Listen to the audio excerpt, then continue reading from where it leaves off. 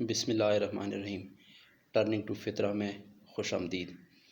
Professor साहब हमारे पास तशरीफ़ फरमा हैं, तो आइए उनसे कुछ सवाल जवाब करते हैं। सर, बहुत शुक्रिया, आपने वक्त निकाला। मेरा जो पहला सवाल है वो इस तरह के आजकल देखा जा रहा है कि हमारी हर चीज़ जो है ना वो फ़ितरत से हट कर जा रही है और हम अनजाने में ही फ़ितरत की चीज़ों से दूर होते जा रहे हैं।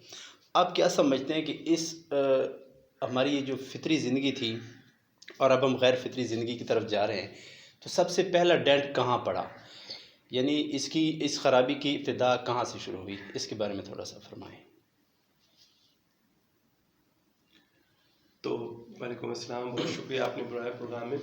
मेरा मैं आपको जो पहली बात करना चाहूँगा, तो सबसे पहले तो ये जानना ज़रूरी है कि फ़ितरत है क्या। फ़ितरत हमारे कुरान मजीद में भी इस्तेमाल होने वाला लफ्ज़ और हम अपनी रोज़मर्रा ज़िंदगी में भी इस्तेमाल करते हैं, और अमूमन इसका मतलब ये लिया जाता है कि हमारे इर्द गिर्द माहौल में मौजूद जो कुदरती वसाइल हैं, जैसे पहाड़ हैं, बादल हैं, जो कुदरत ने हमारे इंसान की किसी बगैर इंटरवेंशन के, बगैर मदाखलत के जो कुछ डायरेक्ट अल्लाह ने पैदा किए हैं, उन्हें हम फ़ितरत कहते हैं। जैसे आसमान, ज़मीन, पहाड़, दरिया, समंदर, जंगल, जानवर, ये सब फ़ितरत का हिस्सा तस्वुर किए जाते हैं। तो फ़ितरत दरअसल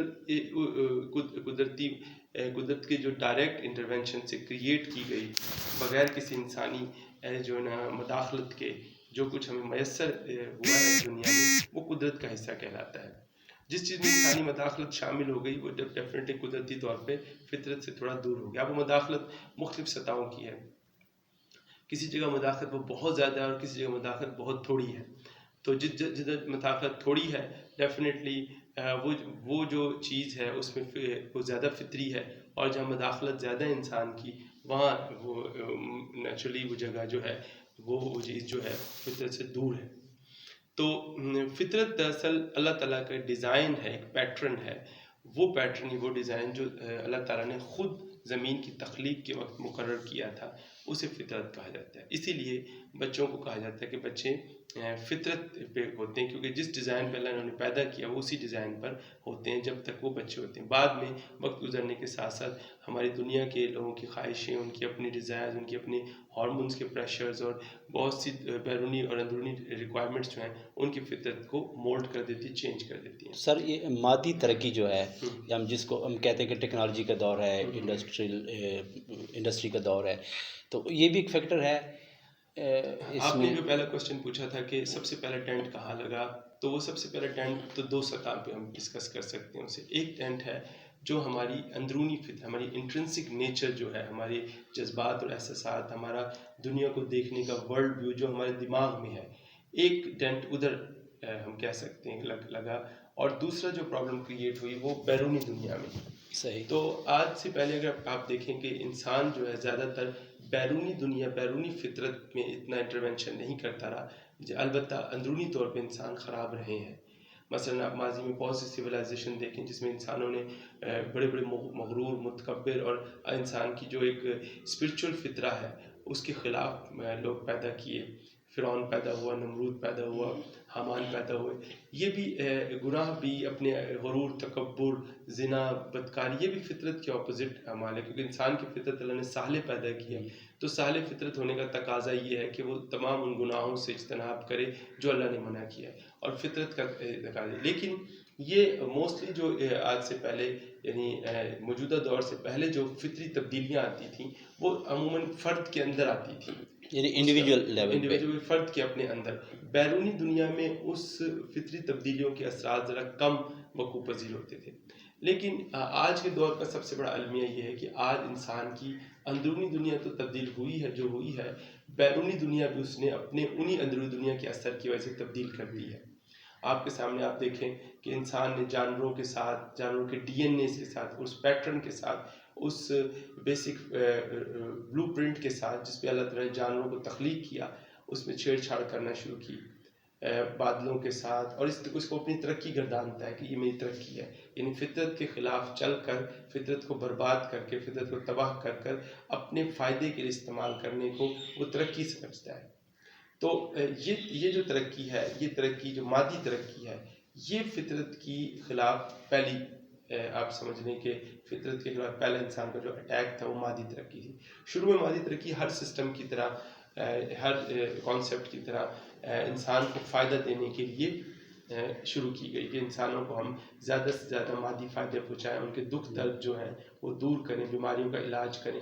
लेकिन आहिस्ता आहिस्ता ये मादी तरक्की इंसानों के दुख दर्द का इलाज नहीं रही, बल्कि ये ताजिरों के हाथ में चढ़ गई। सही। और ताजिरों ने उस तरक्की के पहलुओं को एक्सप्लॉइट करना शुरू किया, उस साइंस को एक्सप्लॉइट करना शुरू किया जो साइंस इंसानों को फ़ायदा देने के लिए, जिसने पहले वादा किया था कि मैं इंसानों को फ़ायदा दूंगी, आज वही साइंस फितरत को तबाह कर रही है।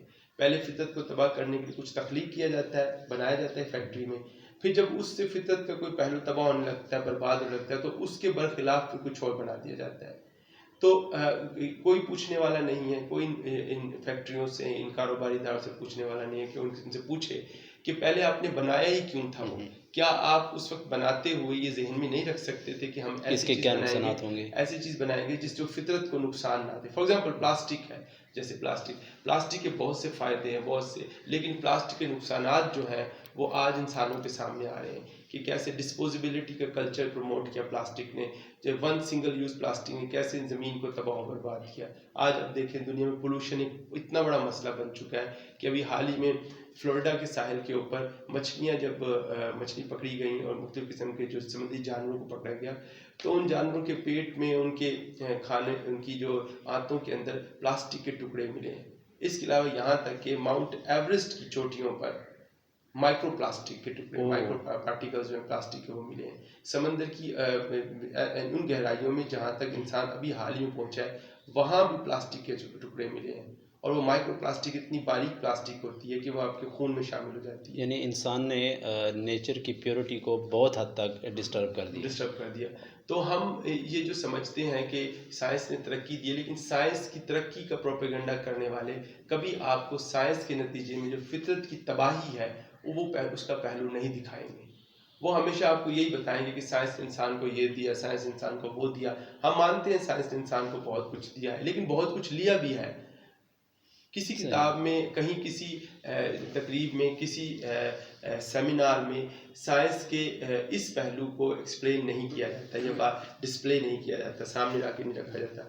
हमेशा साइंस को अप्रिशिएट किया जाता है और फिर उन्हीं मसाइल का हल जो साइंस ने अपनी साइंस के ज़रिए ताजिरों ने, तिजारत वाली कंपनियों ने जो चीज़ें बना के इंसानों को बेचती हैं, उन्होंने क्रिएट किए थे जो मसाइल, अब उनका हल भी साइंस के ज़रिए ही किया जाता है। यानी एक केमिकल को ख़त्म करने के लिए दूसरा केमिकल पैदा किया जा रहा है, एक प्लास्टिक की चीज़ को ख़त्म करने के दूसरी प्लास्टिक की चीज़ पैदा की। तो अब सर ये फरमाएं कि अब इसका क्या हल है? किसी हुकूमत से तो हम ये तवक्को नहीं कर सकते, क्योंकि हुकूमत के अपने बहुत सारे मफादात वाबस्ता होते हैं। तो इंडिविजुअल लेवल पे हम क्या कर सकते हैं कि हम इन चीज़ों के नुकसानात से अपने आप को और फितरत को बचा सबसे सकें? पहले तो ये जानना ज़रूरी है कि ये आप एक ऐसी ज़िंदगी गुजार रहे हैं जिसमें आप फितरत को तबाह कर रहे हैं। आप कभी देखें, हम अपनी पूरे दिन में से कितने % प्लास्टिक यूज़ करते हैं, डिस्पोजेबल प्लास्टिक, परमानेंट प्लास्टिक नहीं ना, मल्टीपल यूज़ प्लास्टिक। हम ऐसा प्लास्टिक यूज़ करते हैं जो कि डिस्पोजेबल है। जो प्लास्टिक है, सबसे पहले तो ये देखें कि हम कितना यूज़ करते हैं। हमें सबसे पहले तो पता होना चाहिए कि हम बहुत डिस्पोजेबल सोसाइटीज़ बन चुकी हैं जो चीज़ों को डिस्पोज ऑफ बहुत करती हैं। सिंगल यूज़ की खातिर हम इतनी सारी चीज़ें ज़ाया करते हैं। फॉर एग्जांपल, आप किसी आइसक्रीम पार्लर में चले जाएं, वहाँ आपको प्लास्टिक के स्पून्स देंगे, वो अच्छे खासे मेड स्पून्स होते हैं, वो एक दफ़ा यूज़ करके आप उसको ज़ाया कर देते हैं। अब वो स्पून कहाँ जाएंगे? उसको दोबारा से पिघला कर दोबारा से स्पून बनाने के लिए जितनी एनर्जी और कार्बन कंज्यूम होगी, वो कंज्यूम वो कहाँ जाएगी? वो फिज़ा में जाएगी। इसी तरह प्लास्टिक की बॉटल्स हैं, एक सिंगल यूज़ प्लास्टिक को पीने के लिए बॉटल को आप खरीदने के लिए आप इस्तेमाल करके फेंक देंगे।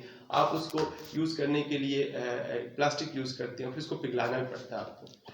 तो इसलिए सबसे पहले तो ये जानना ज़रूरी है कि आप डिस्पोजेबल कल्चर में रह रहे हैं और आपको इस डिस्पोजेबिलिटी से, ये जो इस कल्चर की प्रॉब्लम है, इससे जान छुड़ानी है और हमेशा वो चीज़ें यूज़ करनी है जो कि परमानेंट यूज़ हों, जो कि मल्टीपल यूज़ हो, जो जिनका हम ऐसी चीज़ें इस्तेमाल मत करें जो कि चीप हों और सिंगल यूज़ के तौर पे यूज़ हो रही हों। ये यूज़ ना करें और कंज्यूमरिस्टिक एटीट्यूड के साथ दुनिया को ना देखें। हर वक्त कंज्यूम करना आपकी ज़िंदगी का मकसद नहीं है। तो कंज्यूमरिज्म से अपनी जान छुड़ाएं। नेक्स्ट टाइम इंशाल्लाह हम जो है ना कंज्यूमरिज्म के बारे में बात करें। इंशाल्लाह जी, इंशाल्लाह। Thank you.